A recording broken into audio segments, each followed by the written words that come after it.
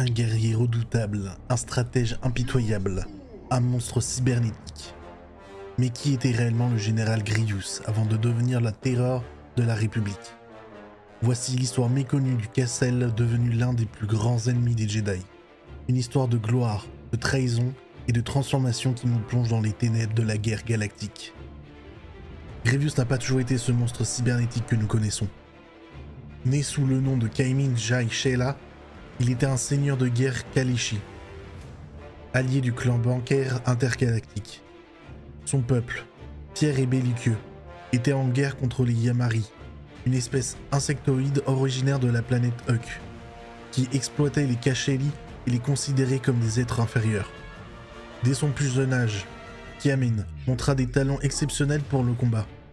Il maniait les armes avec une précision redoutable et adoptait des stratégies brillantes sur le champ de bataille. Aux côtés de son mentor et compagnon, Rondu Lee Kumara, une guerrière tout aussi féroce que lui, il remporta de nombreuses batailles contre les Yamari. Leur lien était puissant, presque spirituel, mais un jour, Rondoru fut tué au combat. Cette perte marqua profondément Kiamin et nourrira sa haine envers ses ennemis. Devenu chef de guerre, il mena son peuple à la victoire. Mais les Yamari utilisaient leur influence auprès de la République galactique. En réponse, la République imposa de lourdes sanctions économiques à Kali, plongeant la planète dans la misère et laissant son peuple souffrir. Kiamin, autrefois un héros, se retrouva impuissant face à cette injustice. Humilié et trahi, Kiamin chercha vengeance. C'est alors qu'il entra en contact avec le clan bancaire intergalactique. Dirigé par San Hill, ce dernier lui offrit une opportunité.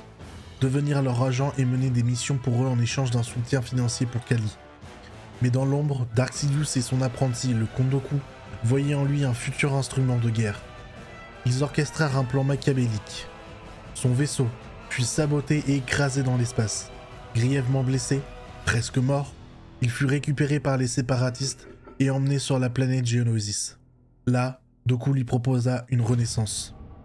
Contre son gré, son corps fut transformé.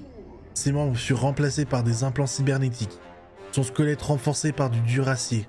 Ses réflexes furent augmentés à des niveaux surhumains, et son système respiratoire fut modifié, le condamnant à cette respiration sifflante, symbole de sa souffrance éternelle.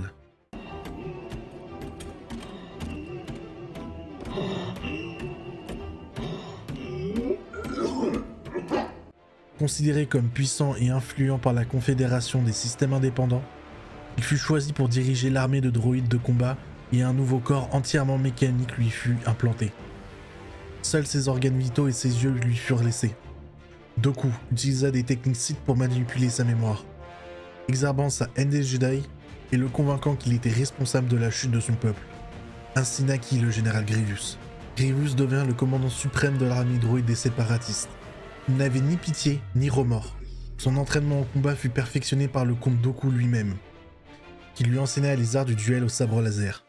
Bien qu'il ne possédait pas la force, sa vitesse, sa puissance et son style de combat imprévisible faisaient de lui un adversaire redoutable. Ses premiers affrontements contre les Jedi furent brutaux. Il traquait sans relâche, collectant leurs sabres laser comme des trophées.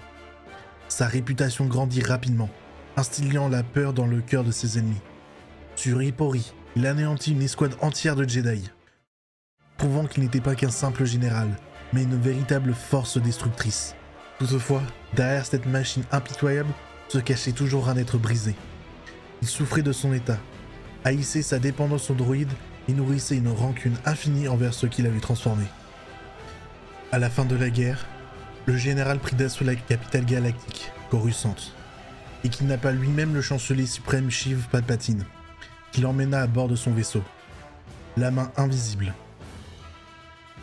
Mais Anakin Skywalker et Obi-Wan Kenobi interviennent et mirent à terme à cette opération.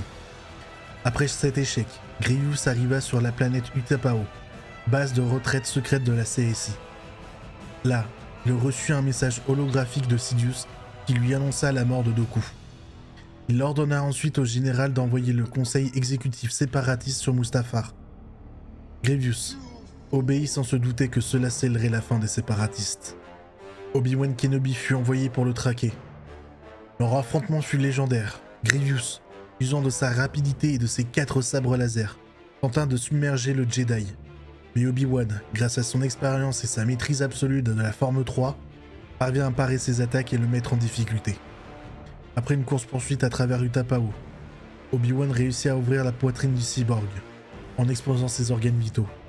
Dans un ultime affrontement, il utilisa un blaster pour tirer en plein cœur cybernétique du général. Grievous s'effondra dans un cri de douleur avant d'exploser, ne laissant derrière lui qu'une carcasse fumante.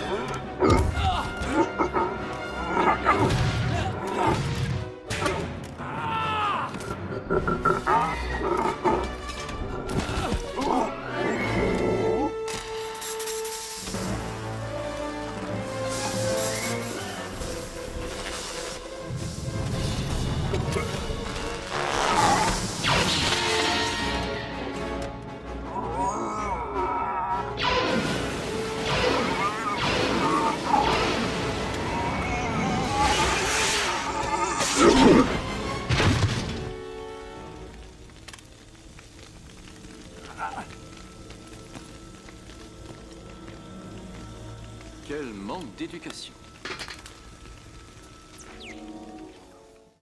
Grievous fut-il une victime ou un bourreau? Un héros transformé en machine à tuer? Ou un monstre consumé par sa propre soif de vengeance? Ce qui est certain, c'est que derrière son masque métallique se trouvait l'ombre d'un guerrier qui avait tout perdu.